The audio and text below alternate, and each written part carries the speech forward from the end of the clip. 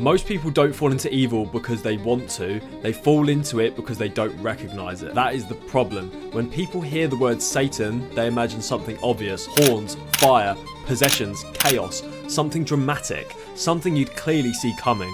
But that idea is exactly why so many people miss what's actually happening. Because if his deception announced itself as evil, it wouldn't work. In this video, we're going to talk about the nature of Satan, not as a character from a story, but as a pattern, a strategy, and a way deception operates in the real world. How it disguises itself, how it appeals to people without realizing it, and why ignorance of it doesn't protect you, but makes you vulnerable. This isn't about making you fearful, it's about raising your awareness, because the moment you understand how something works, it loses a lot of its power over you. And if you don't understand this, you don't just risk believing in the wrong things, you risk becoming part of something without ever consciously choosing it. So we need to start by taking a look at what scripture says of him. This will help us get a scope of what we're dealing with. It is known that Satan was originally an angel. He was a cherubim, one of God's most trusted angels. The story goes that he was the most beautiful of all angels, and as a result of this, he grew to love himself, which led to him wanting to exalt himself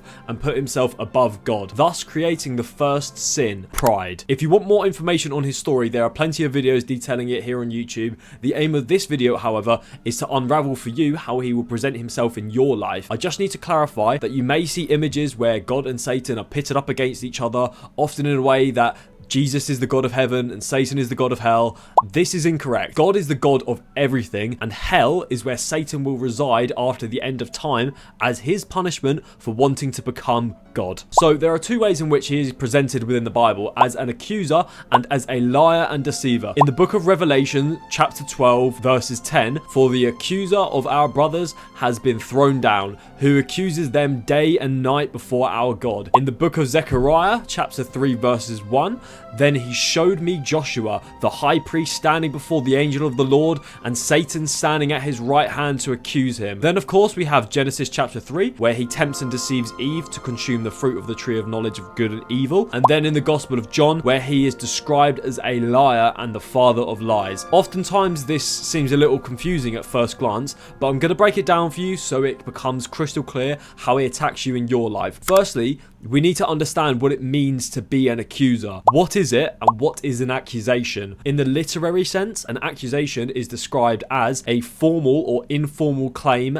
allegation, or charge that a person or entity has committed a wrongful, unlawful, or immoral act. Basically, it's saying that someone is something or has done something. Now, how on earth can we tie this in? Satan's mission is to take you away from God. He is destined for the lake of fire. His fate is already sealed, so he wants to bring as many souls with him as possible. So he's going to accuse you of things to take you away from God. This is going to manifest as a voice inside your head. And now this is where the majority of people fail to see the attacks he hurls at you, because they expect something over the top and evil.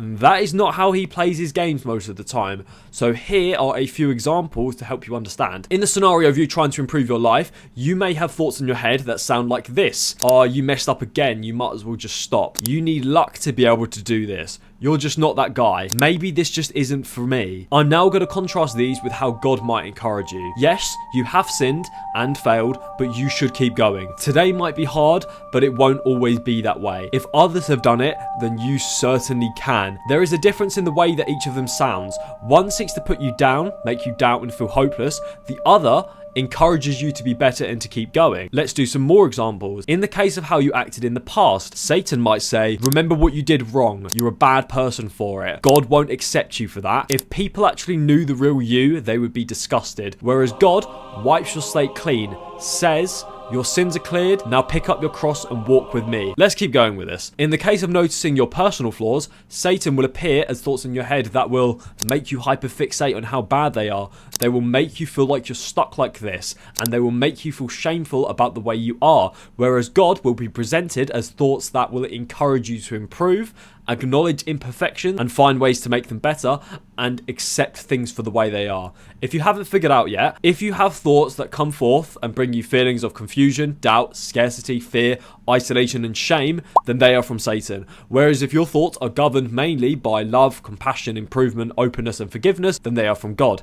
It's important that throughout your day, you pay attention to your thoughts. I want you to think about the many times it's happened in the past when you've had a thought that's popped up, you've explored it, and as a result, you end up going down a negative mental path which leads to you feeling mentally exhausted. Thoughts like this are not holy. If something ends up making you feel overwhelmingly negative, then it's not from God. Following on from this, we have the description of the devil being a deceiver. The main instances here being in Genesis 3 and when he visits Jesus in the desert. On both instances, he comes forth and gets the individual to question their own perspective on God. He comes across as rational. So when he says to Eve, "Did God really say, 'You must not eat from any tree in the garden'?" This is deceitful because we know that God said not to eat from a specific tree. This statement, however, twists God's words to instill doubt in Eve. He's going to appear in this form through questions that seem innocent enough. This is where most people fall victim, however, because these questions asked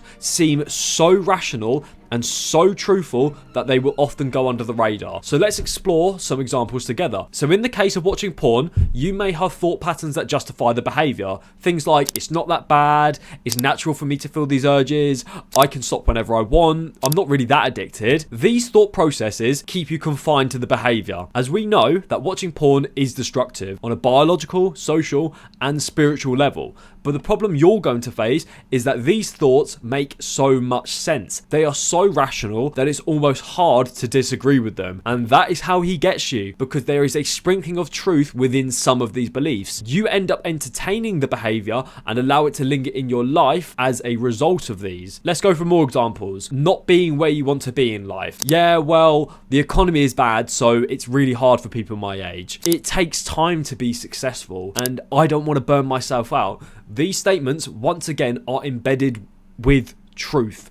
And that's why you fall victim to them, because it's hard to disagree with them. It's going to make it easy for you to hide behind them and not work as hard as you possibly could be. A common word that we can use is cope. If you deep down know you could be doing more or be doing better, but seek to justify it through whatever means necessary just to avoid responsibility, you are being deceived by yourself. You need to remember that Satan is not this fiery devil with horns. You cannot see him, but he is described as the deceiver. Therefore, the qualities of deception belong to him and are not holy. Coping is one of these qualities. Therefore, when you cope, it's not from God. Let's do another example. Let's stay with this video. What he's saying in this video isn't right. I have control over my reality. I am working hard enough. I guarantee that you've had one of these thoughts. You see, you are going to experience thoughts which act as a way of keeping you in the same place and stop you from drawing closer to God. If you are watching this and feel doubtful, then there you go. I hope this is starting to make sense for you. Now,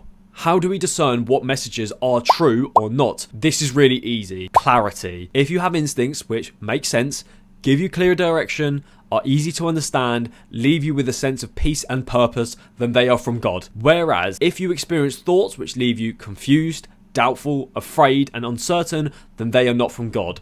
What you need to do each day is question your own thoughts. Satan will come forth and attack you in your own mind. Your brain is going to be like a battlefield, and most people don't know this though. And this is why most people really struggle to feel God's presence. It's because they rarely seek to question their own thoughts.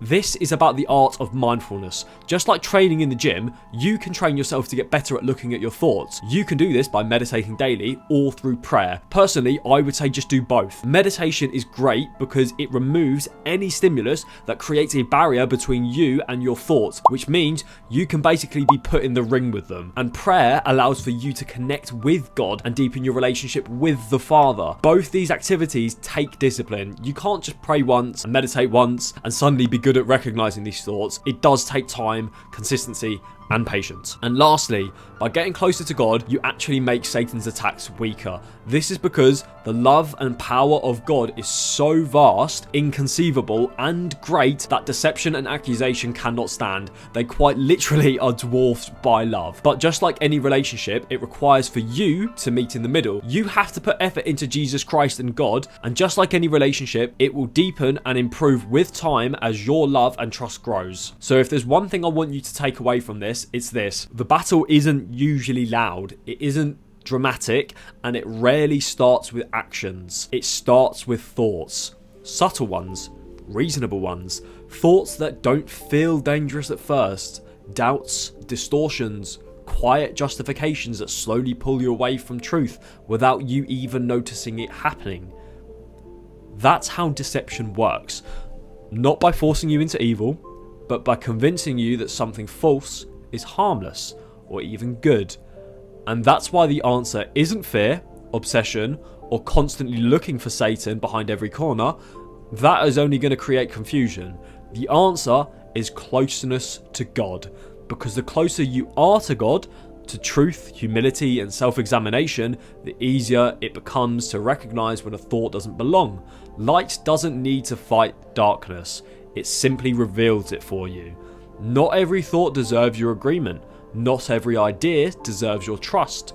And learning to slow down, reflect, and bring your thoughts into the light is one of the most important forms of spiritual protection there is. So don't leave this video feeling afraid, leave it aware. Because awareness leads to discernment. Discernment leads to clarity, and clarity makes deception lose its power. Thank you for watching. If you've enjoyed this video, like, comment, and subscribe.